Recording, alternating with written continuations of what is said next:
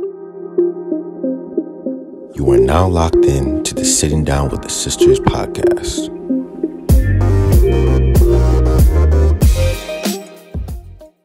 Hi guys, welcome back to Sitting Down with the Sisters podcast. We are your hosts. I'm Ayo. I'm Ashley. And I'm Temi. And we've been gone for a month. It's been ages. People have been, I feel like someone actually tweeted us, you know. Really? Yeah, because basically I tweeted that. Why are you surprised, Ashley? You're like, nobody cares. I'm not on Twitter, so I don't know. So I don't see. Someone tweeted us. No, because I tweeted, oh guys, I know we've been away for a while, but we're going to be back soon. And they were like, yeah, they've missed us. I was like, oh. Oh wait, so just to get it straight, they tweeted, they responded. Yeah. So they But that means people have asked me. If you really been thinking about us, people have asked me. Yeah, to be fair, I've had people ask me where as well. People have asked me. I haven't had a single person ask me anything. Maybe that's why I'm a bit. Are your friends really your friends? Right. But that's another topic for another day. That's a very good point, you know. No, it's definitely but we did a topic. I think we posted on the story that we're going to have a hiatus anyway. And we're going to discuss where we've been for the month. Obviously, Sitting Down with Sisters was never cancelled. It was never over. So if that's what you were thinking. I'm loving that PSA. She's taken the role from... No, you carry on. No, you said it. Because I was going to say that, but you said it already. It was never cancelled. People thought we were closed. We were cancelled. They thought She said shut down. For business. We're still going. Of course we're going. How can we not?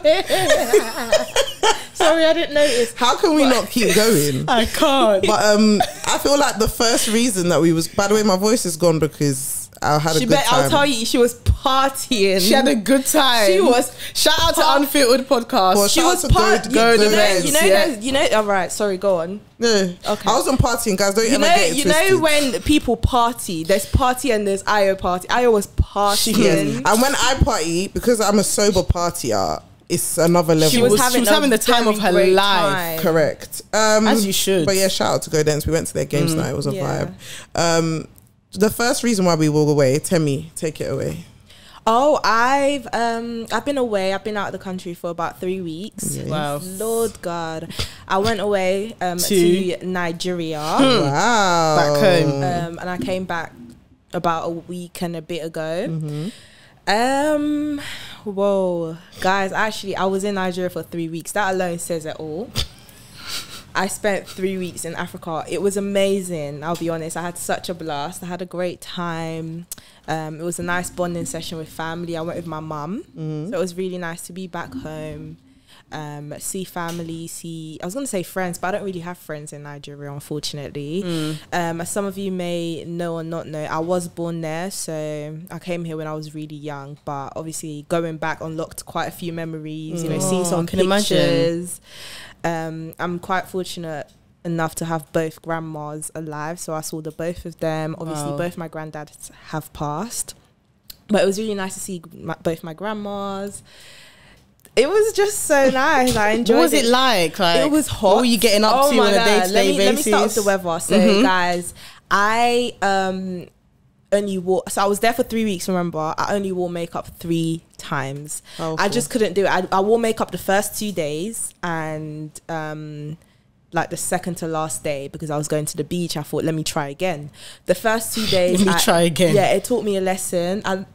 I really don't know how you lot do it, but maybe because I'm not used to it. Yes, you're not used to it. The girls that wear makeup, to go from UK weather. And at the time, the final time I decided to wear makeup a few days before I came back, I had tanned, so my foundation wasn't even sitting properly on my face. It looked like a mask. Like, it was just so bad. But yeah, I couldn't do it. I took 2 other wigs with me. I couldn't wear any of them because the frontal was slipping off every 2 hours. I had to keep pushing it back, and every day I had to keep washing my lace and re-sticking it. It was just a lot. What else did I do? I went to the village. Do you know what? I keep calling it the village, but it's quite established, but it's just quite developed. But it's not really my hometown, but it's where my grandma lives, because my uncle lives there, so she moved there to stay with me. It's a state in Nigeria called Ilorin. I was there for... Guys, I spent most of my time there. I was there for about 2 weeks. Lord Jesus. And if you've never been to Nigeria, once you leave Lagos, it's a different vibe. Once you leave Lagos, it's a different vibe. So yeah, Lagos and Abuja is where it's at. Everywhere else, I'm sorry. I wouldn't say it's where it's at though. It's where it's at for me. I'm done. If I'm gonna stay anywhere in Nigeria, it will probably be Abuja or Lagos because that's where I want to be. Thanks. Obviously, I wouldn't mind going other places, but if I would, where you want to stay. So do you know what? I wasn't gonna do it, but I've just remembered and I thought, why not? I wrote down some observations. Oh, go for it. I want to hear. Obviously, being there for 3 weeks, like, changes things, so you see things differently. So I have been back since, but I only went for just over a week. So I wrote down some things I observed. I might not read it all out depending on how I feel, but I'll read some out for you guys. Tell me guys what you think in the comments. Yes. Okay, I've spoken about this. So I said you're the GOAT if you can rock a flat, nice frontal in Nigeria. These are the observations. I mean, thinking you're going to talk about the traffic. Don't worry, give me time, darling. All right. Okay, I might not say this one, but the next one is there's a church and eatery at every corner. There's literally a restaurant everywhere. There's every single restaurants street and churches everywhere, like every little multiple corner. on the same There can street. be 3 churches on the I love that. right next to each other. 100%. You know. There's no patience whatsoever on the roads when driving, and guys, I kid you not, there is absolutely no patience. There's no lane discipline whatsoever, so you can decide to drive on whatever lane you feel like it. Road rage and cursing is mandatory when driving. Like, you have to do it, because if you don't do it, then you'll be taken for a bit of a mug. So you have to be strong on the road. Just put your foot down. Right, put your foot down. Air pollution is out of control. It's disgraceful, especially in Lagos. Guys, air pollution. You think there's bad air pollution here? Air pollution in Nigeria is Lagos though, specifically, because not Nigeria as a whole. Right. Everyone sleeps very early. 8 p.m. early, and they wake up at least like around 6 p.m. So they go to bed early and wake up early. That's just the culture. Yeah, I remember you told us that. Nigerians are very hardworking. Extremely. Oh my God. Like, obviously I was on holiday, so I didn't really get to wake up as early sometimes, but when I did wake up and I'd have to go on the move very early in the morning, I would literally see people on the road already, even though it's quite dangerous. But after, you know, it starts to get a bit brighter outside, people are hustling. They're already like putting up their shops, their stock, everything's already starting. It's not safe to leave your house after 6 p.m. Really? Wow. It's not safe to leave your house after 6. It gets dark around 6, right? So once it gets dark, no one should be leaving. Except there is nightlife, of course, but you have to be safe, like have a driver, or right? be in a cab, not or just something. by yourself. You can't be by yourself, especially as women. After 6 p.m, you should never walk the street. And especially if you're not a local, because obviously the locals will go out after 6, but we probably wouldn't. Even if you are local, like I know, and obviously I lived with some locals. They don't go out after 6 p.m. No, wow, they don't go. If you have no, like, you see with us, after 6 p.m, that's nightlife. Like, we just finished work, we're about to go for drinks Thursday, but no. Oh. Except if obviously there's a specific reason whilst you're out, but you have to be safe, like I said before. Everywhere smells of petrol. Guys, it smells of petrol everywhere. At the petrol stations, you know how we get we actually use the, what's it called? We fill up ourselves, but they do it for you. Yeah, in Nigeria. I don't know if that's just an African thing, but they do it for you once you get to the petrol. I think they do in America. So you don't need to come out the car, they do it for you. There's a lot of pretty women with nice bodies. Period. Oh my God. Course. Period. Oh my God. There were so many beautiful girls, guys. The original babbies. Oh my God. And if you see their bodies, like, you know, the original bum. The original. And you get the slim ones, you get the thick ones. Yeah. It's just all nice. Correct. You know, natural. You know when you see natural with their natural hair, like, there's loads of that. And finally, I never want to hear the sound of a car horn again. Right. Are you traumatized? I'm traumatized. Me and my mum went through it. Even my mum, she started to call it anxiety. She said she started to get like, every time there's like a truck or someone coming behind us, they would literally, they're always just touching that horn. It just never sleeps, never stops. So yeah, I'm traumatized. But overall, I had a great time. 3 weeks was a very long time for me to be back home, I'll be honest. And I think the reason why, like, probably my mom and family said, when you go with your friends, it's a lot different. So I think I would have had much more fun if I went with my friends, go to restaurants, to the beach. But that wasn't what me going was for. The purpose was to, you know, see family and spend time, which was good. But yeah, do you miss it? Or like aspects of it? Aspects of it, absolutely. I miss the heat, definitely, because it's nice to like just wear like summer clothes. So I miss doing that. But I just wanted to rush back and see my friends. I missed my car, I missed my room, I missed my friends. I just missed normality. Yeah, you were homesick. I was homesick. You know, 3 weeks is not an easy time. But yeah, I'm glad to be back, guys. It was really fun. Sis. So that's why you haven't seen me on your screen. Yes, no, that's the main reason why. Yeah. Well, for me. Even in general, though, because we're not going to film without her. So we're never just going to do us two. Yeah, we could have, but we don't want to. So yeah, that's the main reason why. Yeah. Obviously, we missed her, but it was a good break as well because while she went to Nige, what happened with you, darling? I started a new job. I love that. She's a working girl now. Yeah, I joined them, guys. Let me tell you a little bit of a backstory. We all graduated uni 2018. Yeah. Oh, wow. Please don't say that. Yeah, old. These two got jobs like relatively soon after. Right. Me, I was unemployed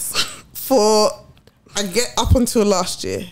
Basically, I don't know. Obviously, when I'm saying unemployed, I was doing things, but as in I didn't have a 9 to 5. Is what I'm saying. Okay, that doesn't mean you were. That's what you need to say. You don't say you use the word unemployed. I'm clarifying for you the had people. A different type of employment. So obviously, yes. as I did graphic design for most of you would know that now by this point. So that's what I first was applying for. When I tell you to get into the graphic design industry after you leave uni, just forget about it. Not forget about it because people do it, but it's too competitive for me and.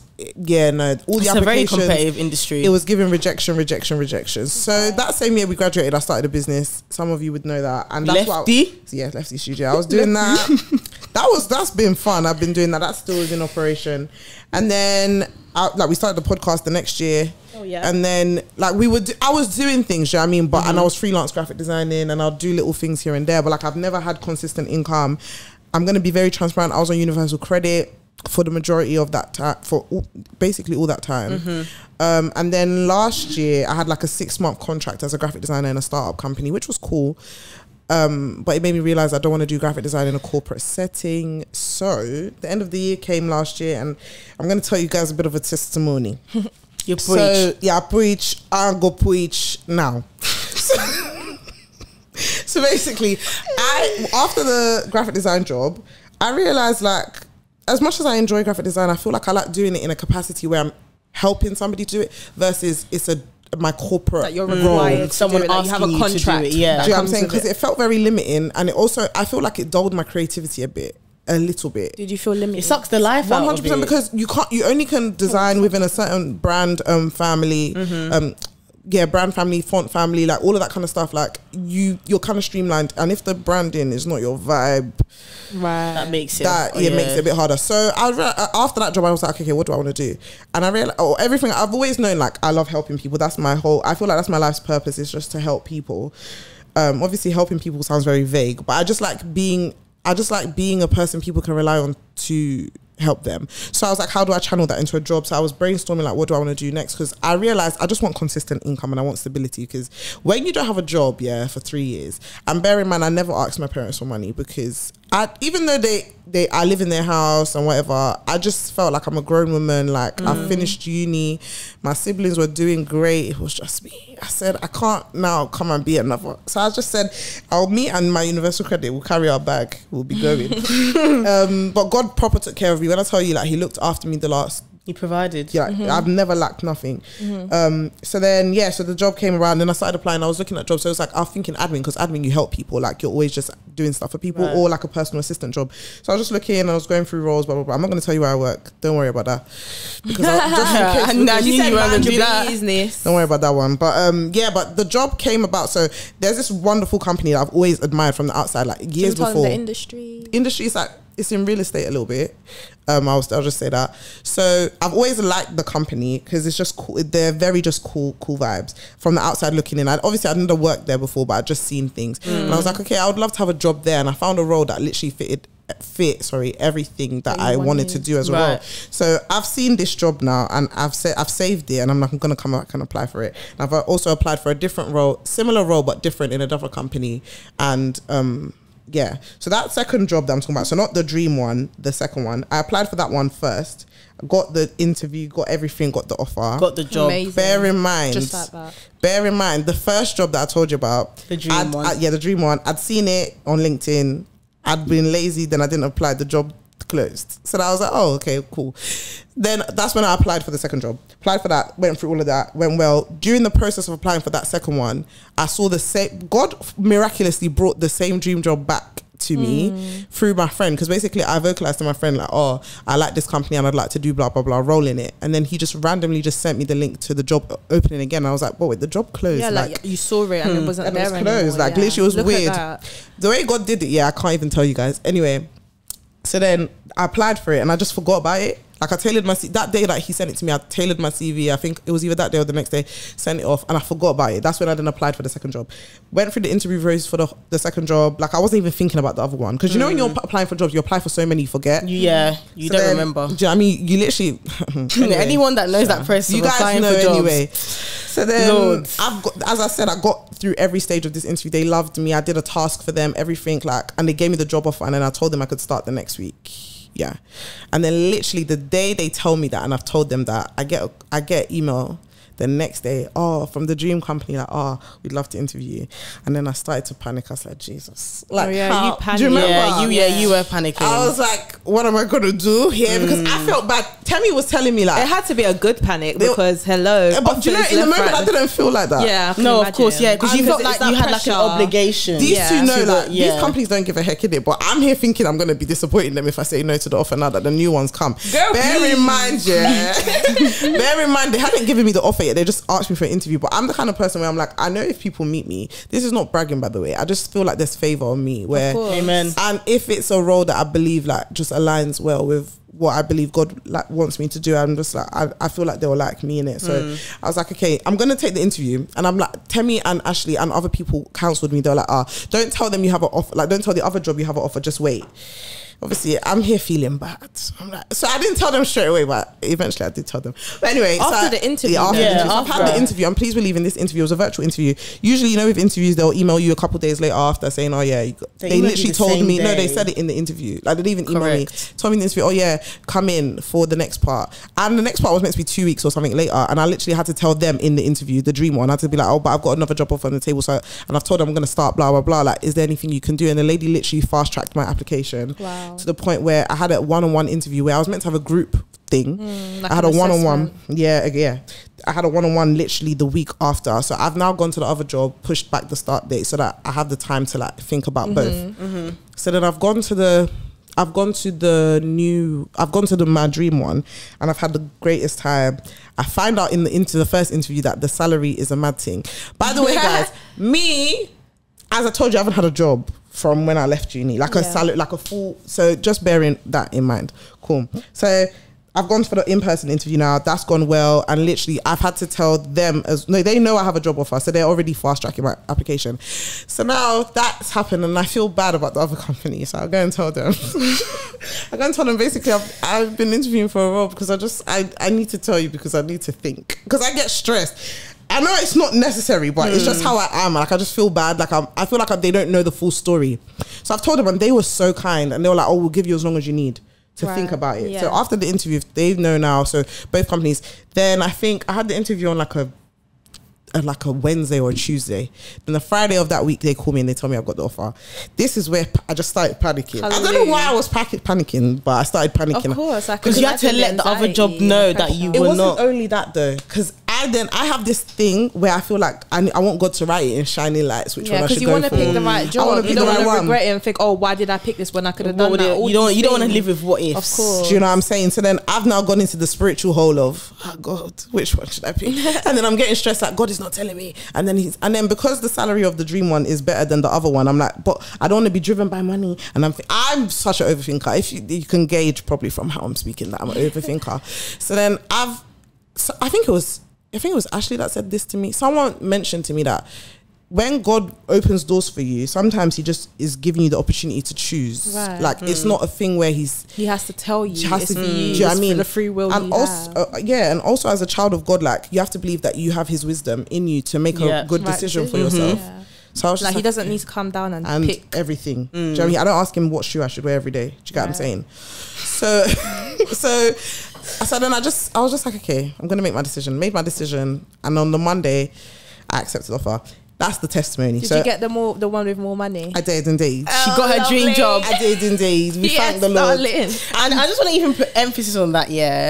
That this is her first role out, like her first official corporate 9 to 5 role, coming out of uni, and her salary. Her starting salary is powerful. Right, okay. It's powerful. Okay, anyway. No, because I'm saying that not to boast, but I'm saying that just to anyone watching where they might feel like, oh, you kind of don't put God in a box. Don't limit yourself. Don't think, oh, because I just graduated uni, I have to start on a small salary. Aim big. You have to have a certain aim journey, high. Aim high. It's true, don't let people put you in a box or think, oh, you have to start low and then work your way up. If you want to be up already, do it. Right. Like, what's the worst that can happen? Honestly, if you don't ask, you don't get. And that's my bag. Listen, me, I believe in favor so much. Like, it's not about what. It's not because I deserve anything. It's not because I'm worthy. It's just because I'm God's child. I believe in this, and that's life. just who God is. I'm gonna enjoy. That's just really the long and short of the story. Yeah, and I think another lesson to learn from that is for those that are looking up to God for something, whether it be a job or anything. Like you think God has taken too long with it, or you feel like nothing is changing, or you're just not moving forward. 4 years. It will come. It will come. Everything in its perfect time. Like come, and when it comes, the joy that's gonna fill you. You're just gonna look back. It's gonna be. Look how she's smiling. She hasn't stopped smiling. Do you know what I mean? And if you follow on socials, like she updates her socials with like how the job is going. You could just see the joy just oozing through. Yeah. So she's where she's supposed to be. I am, and so I've been there for a month now. And when I tell you, like from the beginning till literally this very day, I've still been enjoying it every day. Like, and I wanted to talk about something, but I'll talk about it after. I'll just basically say, like, it's been a month. It's been really good. I love my colleagues. I love my job. I enjoy it. It's just, it's good vibes. It's exactly what I feel like I want to be doing. Don't ask me what I'm going to do next. I don't like that question because I don't know. And that's fine. People ask, oh, do you think you're going to be there for years? I don't know. Yeah. Why are people asking such questions? Oh, would you want to work your way up, or are you ready to go to a different company? I don't know. Let me take one day at a time. Let me actually breathe. I've just started. Let me drop my bag. You know, let me get used to my desk. Let me start bringing my packed lunch. I haven't started bringing, but I've been buying food. Let me know my way around the company. Do you know what I'm saying? You already asked, do you think you want to say that? Give chance. Give chance. If you don't give chance, you don't get chances. Anyway, let me know where the fire escape is. Like, let me know my way. I don't know the building properly. I don't even know all the shops that are around the office. Health and safety. I don't know. People are asking me things at the front desk. I don't know. There's some people she still hasn't met. I haven't met them. Are you asking me, do I want to be there for 5 years? I don't know. And do you know, anyway, that touches on what I want to talk about. Let her memorize the core and values of the company. I just started. I'm sorry. She's still learning the password to her new laptop, her work laptop. Come on, people. Give chance. That's really the long and short. Let her sign her contract. You're asking me what I want to do next. I don't know. She hasn't even finished signing the contract. You know what's so mad? She hasn't even had a monthly review of her manager yet, and you're already asking her. Do you know it's actually this week? I haven't had it. Do you know I haven't had it. Have you completed training? No. Are you asking me, do I think I want to be here? Some of you actually need to just slow down. And it links on perfectly to what I wanted to say, because this will be like the topic. It's a life update, but also a topic, basically just this pressure or like this projection that people put on you once you either don't have a job or you have a job or whatever. Because basically what I'm saying is, when I started my job, I'm quite an optimistic person in general anyway. I look at life like I'm having a good time. Yeah. As you should. Yeah, I'm sad. I can have a sad day, but more time I'm very optimistic anyway. And like, I'm optimistic. My mind goes optimism first. So I'm having a good time on my first day. And I'm telling people, yeah, I'm excited, like I like my job. And then people, and it's not malicious. I want people to know this, because if you've said it to me, I haven't taken it in a malicious way, but I just noticed the trend of people being like, oh yeah, it's like that at the beginning, and then a couple of you're going to feel like you're going to get, and I'm just like, okay. Then I'm hearing it again from somebody else. I'm like, okay. Yeah. Oh, you're going to be really tired. Oh, okay. Everything was so, I was just like, okay. And it kind of puts you in a position where you're like, is this how it's gonna be? Or you have to choose. Like you have to choose. Okay, wait, am I gonna now feed into the I hate my. That's what you have to. Why am I waking up at 5 a.m. every work? Like I'm not like that. I'm actually once I've woken up, I'm good. Like I don't feel. I'm not the type of person where I'm complaining like about things like all the time. And just get it done. Do you know what I mean? I get my stuff done, and I like and I enjoy what I'm doing. So I just wanted to talk about that because I just feel like it's normal, especially on social media too. That there's just this whole demonization or even just this culture of just negativity surrounding working, not even just working in general. It's like I have to work. I think it's like I said before, I think it's the projecting. It's projecting. Because not to say, obviously people speak a lot of the time due to their experiences. If that's your experience with your job, maybe you're not happy in what you're doing at the moment, you can easily unconsciously start to project on others and it's something that after a while you're not gonna like this and that. And I think we need to be careful in doing that because you could just dim someone's light, especially someone that's just starting a new role. You can tell they're excited, they've made it clear to you, and then that shouldn't be things that you should say at all. It's because not nice. Emotions and feelings like that can be very contagious. And I noticed this even just at work. Like when you're with people that are negative, you start to, it's very subliminal and subconscious. You just start to be negative and complain with them.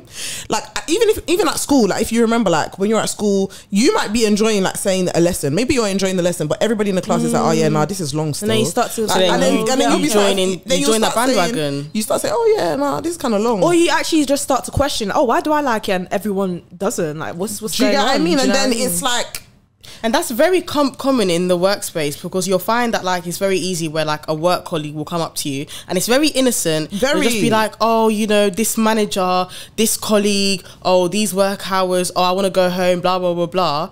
And it's almost like your response is almost just to like agree with them like, and just be like, yeah, I know, right? Oh my, but one thing that I make sure of, when they say that, I'm just looking at them like, oh, okay. Like if you don't feel that way, you don't feel that way. Yeah, I don't want to join in. That's just because that's what you're saying, and just to be nice, I'm also agreeing with you because when you're agreeing, like you say, you make it your reality and you make it your narrative, and then you start, and then eventually you start feeling that way. Or you're dreading going into work. You have anxiety. You have all of these things, and the bottom line is a lot of people are not doing what they enjoy, right? And that's the sad thing. What I'm saying? It's very, very sad. A lot of people are not doing what they enjoy or what they love, and so of course they're gonna have those feelings and those emotions towards what they do, and then they now put 9 to 5 and work into just all in the same boat, into a box essentially, and then that's when they then project onto other people like, oh no, there's no way you're gonna enjoy your 9 to 5 because I don't enjoy my 9 to 5. I don't like my manager. I don't like all of these things. I don't like even just the work that I'm doing. I just do it just because, and then they project that. And according to some people, not owning your business or being an entrepreneur does not make you a hard worker. And I feel like we might have touched on this like once,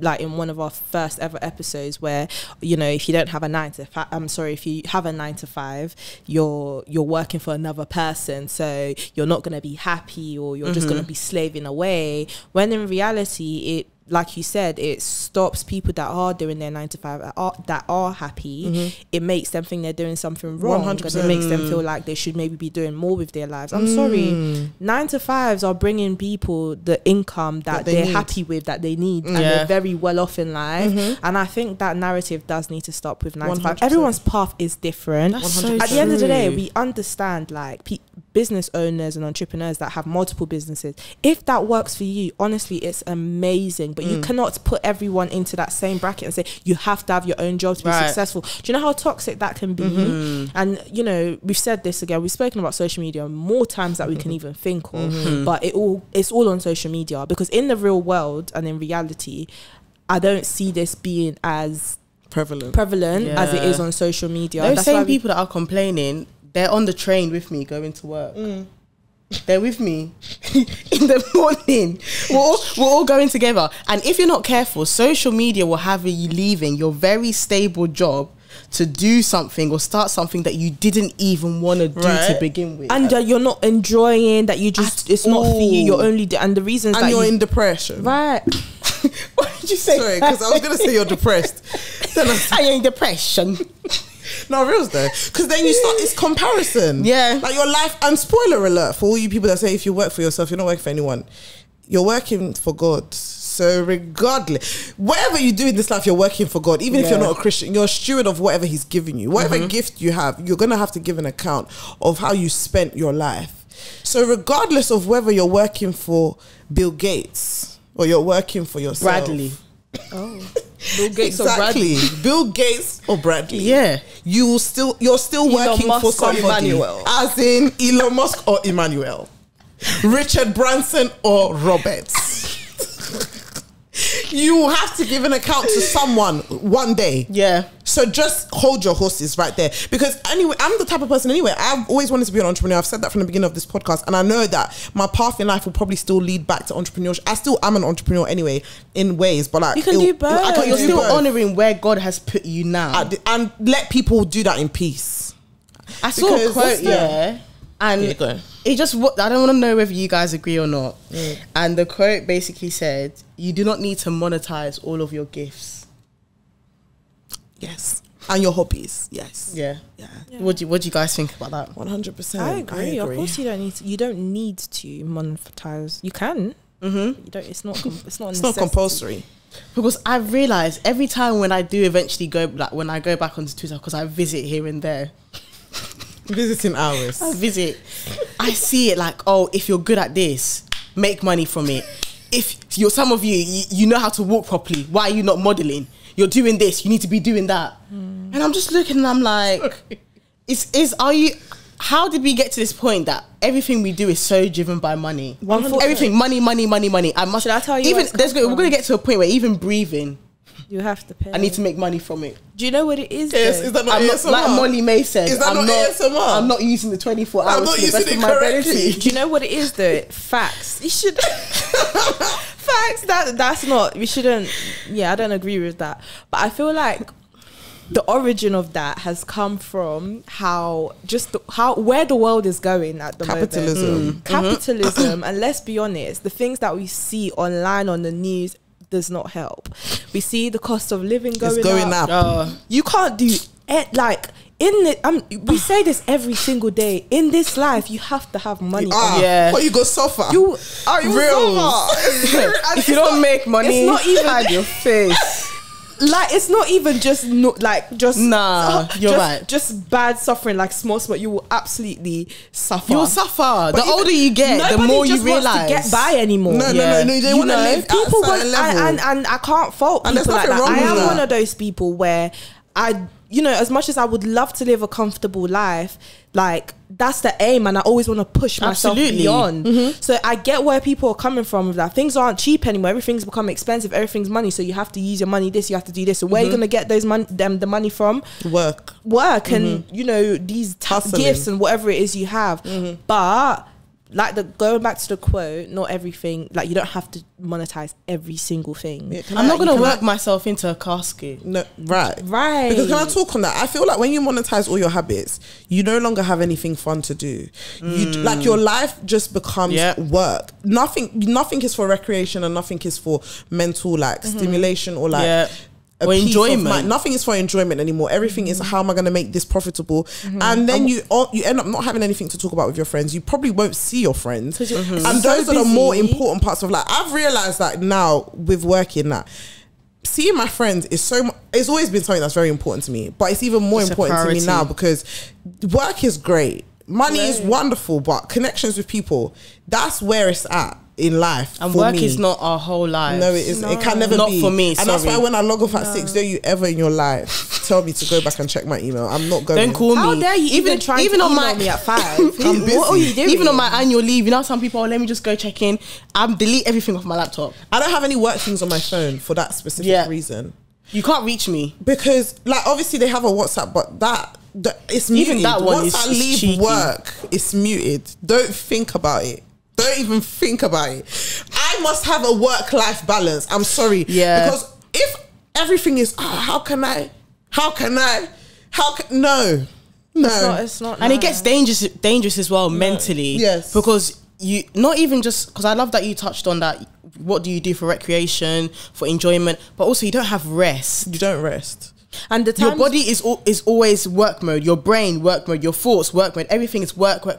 You don't even have the time to just rest. And the times where you do have to rest, you start to feel guilty. Yeah. I get that so much. Even the God of this universe, he rested on the 7th Who am I day. to not rest? He didn't take 1 hour, he took the whole day. Yeah. God could have To even reset. let me even burst your brain 1 minute. Yeah. God could have made the world in 1 day. If you wanted, but he chose to space it out over 6. And then on the 7th day, he said, rested. What does that tell you? He was intentional. He knew why he did that. And then he also established that as his beings, we should also have a Sabbath, which is what the 7th day connotes.